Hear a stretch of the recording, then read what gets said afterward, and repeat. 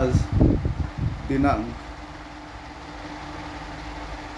13 जून 2021 BCom भाग 2 macro economics समग्रलक्षी अर्थशास्त्र किंवा स्थूल अर्थशास्त्र किंवा साकलिक अर्थशास्त्र.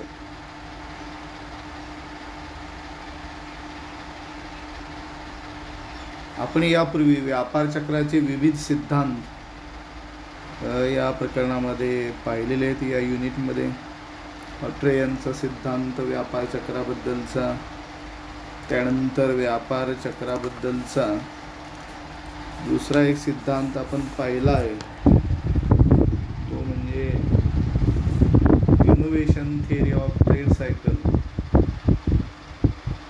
हा सिद्धांत प्राध्यापक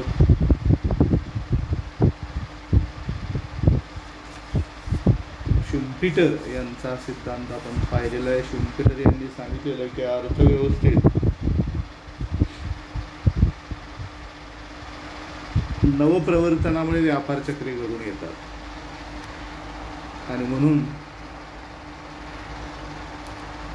व्यापार चक्राचे मुख्य कारण नवप्रवर्तन हे आहे. नवप्रवर्तन म्हणजे काय? तर नवप्रवर्तन म्हणजे केवळ नवा शोध नव्हे. नवप्रवर्तन म्हणजे नवीन शोधांचा व्यवहारामध्ये वापर करणे होय. जास्तीत जास्त नफा मिळवण्यासाठी जे नवे शोध आहेत त्यांचा व्यवहारात वापर करणे म्हणजे नवप्रवर्तन. उदाहरणार्थ नवीन बाजारपेठा, नव्या प्रदेशातील कच्चा माल, व्यवस्थापनाच्या नव्या पद्धती, उत्पादनाचे नवे तंत्र, वस्तूला नवा आकर्षक आकार देणे, त्याला नवप्रवर्तन असे म्हणतात. मग नवप्रवर्तन म्हणजे काय हे आपण पाहिलं. नवप्रवर्तन आपण तेजीकडे आपण पाहिलं.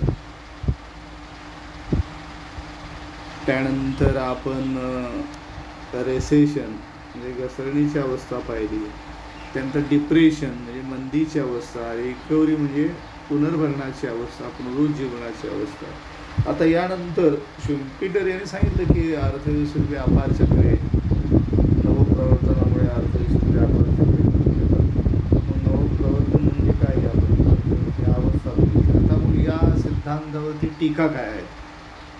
तो बऱ्याच वेळेला परीक्षेला प्रश्न विचारतो की शुम्पीटरच्या नवप्रवर्तन विषयक सिद्धांताचे टीकात्मक परीक्षण करा.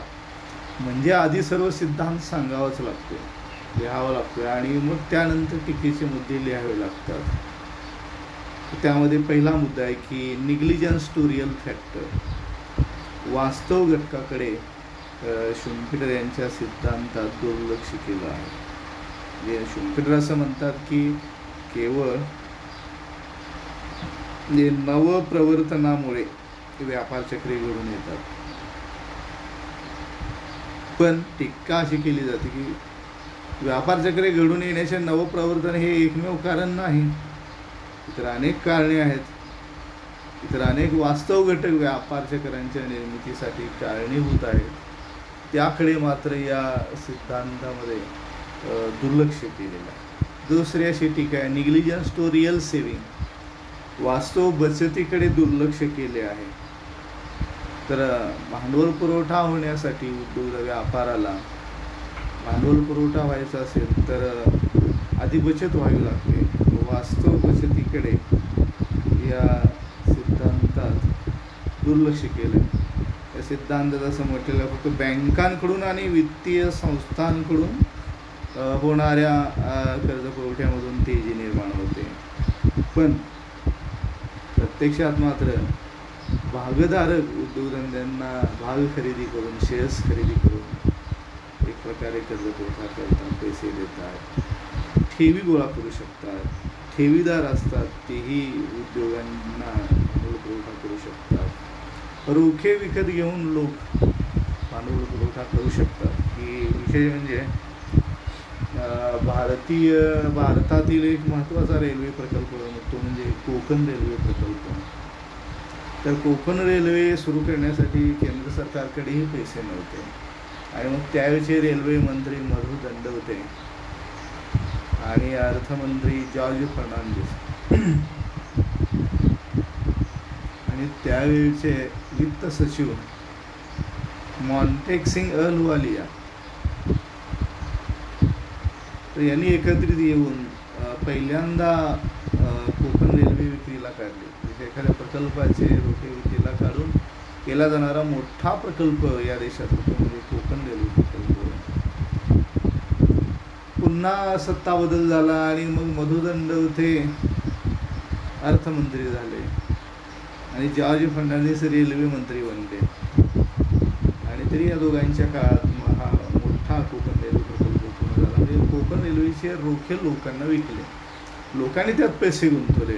या सगळ्या प्रकल्पांना अर्थव्यवस्थेत बँकाच पैसे गुंतवतात, पैसे देतात, कर्ज पुरवठा करतात, भांडवल पुरवठा करतात असं नाही. तर अर्थव्यवस्थेतल्या अनेक घटकांनी जी बचत केलेली असते त्या बचतीमधून तेही या मोठ्या प्रकल्पांच्यामध्ये पैसे गुंतवतात. याकडे या सिद्धांतात दुर्लक्ष केलेलं आहे. Negligence to real saving and that's why this real factor which are having their savings and they invest their savings into the various projects. Some projects are government projects, or some projects are partnership projects, private projects. Peoples are going to purchase these shares or bonds, and in this way they invest their savings, their money into the project, and thus they are going to supply of capital. These projects private, if they are private or partnership projects or purely government projects, central government or state government, people are invest their money in these projects in this way, and this real saving here Schumpeter has neglected in this such a types of real savings.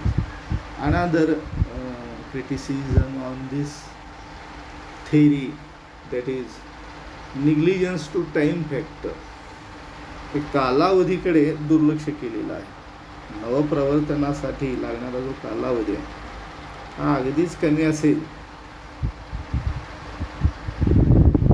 फलधारणा कालावधी जर समजा नवप्रवर्तनासाठी आवश्यक असणाऱ्या भांडवली वस्तू आणि ते project यांचा फलधारणा कालावधी अगदीच कमी असेल तर व्यापार चक्राची निर्मिती होणार पण नाही आणि म्हणून कालखंडाची व्याप्ती या ठिकाणी विचारात घेतली नाही अशी टीका होते. समजा फलधारणा काल ज्या प्रकल्पात पैसे गुंतवले जाणार आहे त्या प्रकल्पाचा फलधारणा कालावधी अगदीच लहान असेल, काही महिन्यांचं असेल, काही दिवसांचं असेल, समजा 2 महिने 4 महिने. तर एवढ्या लहान कालावधीत जर फलधारणा कालावधी असेल प्रकल्पाचा, जे जेस्टेशन पिरियड ऑफ प्रोजेक्ट, फलधारणा कालावधी, हे प्रोजेक्टची उभारणी केल्या लगेच कमी वेळेत प्रोजेक्ट उत्पादनासाठी रेडी होतो, याला फलधारणा कालावधी असं म्हणतात. हा फलधारणा कालावधी जर समजा अगदीच कमी असेल, महिना 2 महिने 15 दिवस 4 महिने 3 महिने एवढ्या कमी कालावधीतला असेल तर मग अर्थव्यवस्थेत व्यापार चक्रांची निर्मितीच होणार नाही अशी टीकाही केलेली आहे. आणि असं असू शकतं काही प्रोजेक्ट हे अत्यंत कमी कालावधीचे असू शकतात. त्यांचा फलधारणा कालावधी, प्रकल्पांचा उभारणीचा कालावधी, स्थापनेचा कालावधी हा अतिशय कमी असू शकतो. मग अशा प्रकल्पांच्या बाबतीत अशाच्या बाबतीत फलधारणा कालावधी कमी असल्यामुळे व्यापार चक्री जे आहे ते घडून येणारच नाहीत, असमतोल निर्माणच होणार नाहीत अर्थव्यवस्थेत, किंवा झाला तरी तो लगेच समायोजन होईल त्याचं आणि त्यामुळे व्यापार चक्रे निर्माण होणार नाहीत. full employment, assumption of full employment, it is wrong. पूर्ण स्पर्धेचे गृहीत चुकीचे आहे. Schumpeter has assumed here in the economy there is full employment situation, but it is not true. This is wrong assumption, because full employment is a rare condition of economy, very rare condition in the developed country, as like America, as like West Germany, as like Japan, as like China. These are the developed country in the world, and this is rare conditions. Full employment condition is, and that's why the criticism on this theory is like a very true condition. अर्थव्यवस्थेमध्ये Schumpeter यांनी आपला सिद्धांत हा पूर्ण रोजगाराच्या गृहीतावर आधारित केलेला आहे. पण नवप्रवर्तनाचा अवलंब केल्यास जुन्या उद्योगातील उत्पादनाचे घटक नवीन क्षेत्रात जाण्याची शक्यता नसते. त्यामुळे उत्पादन खर्च आणि किमती यात मोठी वाढ होण्याची शक्यता पण नसते. परंतु प्रत्यक्षात या सिद्धांताचे पूर्ण रोजगाराचे गृहीत चुकीचे आहे. अर्थव्यवस्थेत पूर्ण रोजगार शक्यतो साधला जात नाही. पाचवं क्रिटिसिझम आहे, टीका आहे, कंट्रोल ऑन कॅपिटलिझम. शुम्पीटर यांचे विश्लेषण जे आहे या सिद्धांताचे, नवप्रवर्तन व्यापार चक्राबद्दलच्या नवप्रवर्तन सिद्धांताचे शुम्पीटर यांचे विश्लेषण हे स्पर्धात्मक भांडवली अर्थव्यवस्थेवर अवलंबून आहे. परंतु प्रत्यक्ष मार्केटमध्ये आज आपल्याला असे आढळून येते की जरी अनेक देशामध्ये भांडवलशाही अर्थव्यवस्था असली तरी सुद्धा अशा प्रकारच्या भांडवलशाही अर्थरचनेत सुद्धा सरकार या घटनेकडून विविध प्रकारची नियंत्रणे, बंधने, निर्बंध लादल्याचे आपणास दिसून येते. लोकहितासाठी, समाजहिताच्या व्यापक दृष्टिकोनातून आर्थिक नियोजनाचा अवलंब अनेक देशांनी केलेला, अगदी अमेरिकेमध्ये पण आहे, पश्चिम जर्मनीमध्ये पण आहे, भारतामध्ये पण आहे. आर्थिक नियोजनाचा अवलंब अनेक देशामध्ये केलेला आपल्याला आढळून येतो. आणि म्हणून अशी नियंत्रणे, निर्बंध, नियोजन याच्यामुळे भांडवलशाही अर्थव्यवस्थेवरती नियंत्रण घालता येते. याच्याकडे दुर्लक्ष आहे या सिद्धांतामध्ये.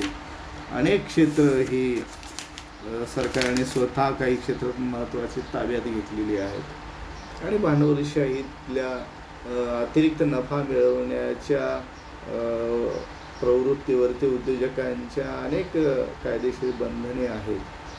याकडे हा सिद्धांत दुर्लक्ष करतो आणि म्हणून नवप्रवर्तनामुळे व्यापार चक्रे निर्माण होतात. इतकी अनिर्बंध अवस्था या भांडवलशाही अर्थव्यवस्थेमध्ये बऱ्याच वेळेला नसते. बंधने, निर्बंध याचा विचार काही या सिद्धांतामध्ये केला नाही. आणि म्हणून control on capitalism is not understand. Control on capitalism, this situation is not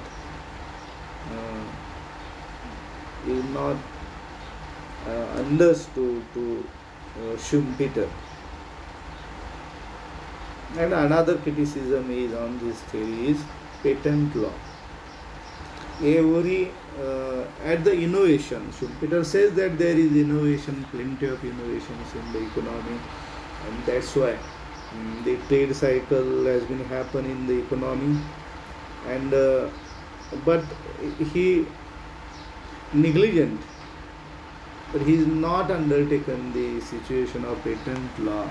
Every researcher has taken, this is a system in the country. Every researchers let him that he will take the patent by the law of his production or his research. When innovator implement this research in the practical life, he has a patent, he has coverage of patent law.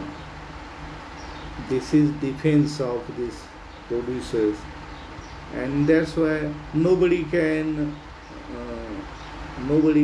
follow his production, the type of his production, same name, nobody can take by this existence of patent law. So that's why the Schumpeter has not taken into consideration of this patent law. Patent कायदे याच्यामुळे नवप्रवर्तनाचे अनुकरण करता येत नाही, आणि म्हणून नवप्रवर्तनाचे सर्वांनी अनुकरण केल्यामुळे तेजी घडून येते असा निष्कर्ष शुम्पेटर यांनी काढलेला आहे. तो निष्कर्ष खरा नाही, कारण नवप्रवर्तनाचे अनुकरण सर्वांना करता येत नाही. पेटंट कायद्यानुसार सर्वांनी नवीन शोधांचा वापर करण्याचे कायदेशीर हक्क मिळालेले असतात.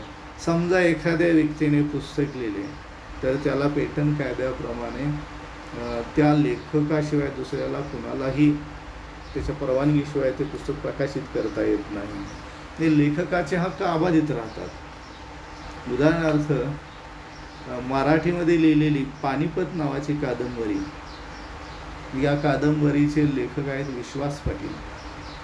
तर पानिपत या कादंबरीचं लेखनाचं जसंच्या तसं हुबेहूब अनुकरण लेखन दुसऱ्यांना करता येत नाही विश्वास पाटील यांच्या परवानगीशिवाय, कारण पुस्तकाचे हक्क लेखकाने राखून ठेवलेले असतात किंवा प्रकाशकाने राखून ठेवलेले असतात, इतरांना ते वापरता येत नाहीत. समजा या पुस्तकाच्या प्रती खपल्या आत्तापर्यंत पानिपत या कादंबरीच्या अनेक आवृत्त्या या ठिकाणी अनेक आवृत्त्या निर्माण झाल्या आणि पुस्तकं ही छापण्यात आली, आणि त्यामुळं लेखकाला आणि प्रकाशकाला त्याचा मोबदला मिळतो. कायद्याने, पेटंट कायद्याने इतरांना अनुकरण करता येत नाही, आणि म्हणून मार्केटमध्ये ते निर्माण होईलच असं नाही, कारण पेटंट कायद्यांचे संरक्षण आहे. त्यानंतर दुसरं असं की टीका आहे या सिद्धांतावरची, ती म्हणजे या सिद्धांतामध्ये विकसनशील अर्थव्यवस्थेकडे दुर्लक्ष केलेलं आहे. Developing countries,